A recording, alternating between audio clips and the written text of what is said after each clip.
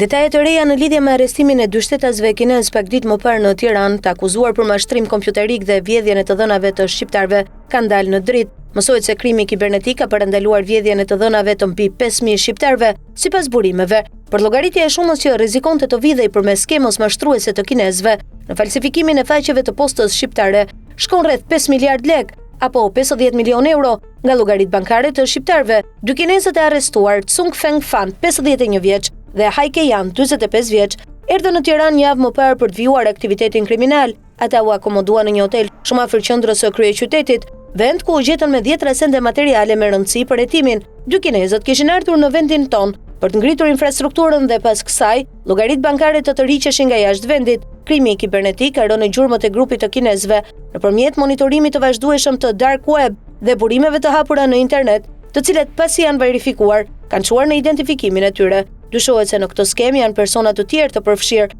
për të cilët kanë nisur hetimet e mëtejshme.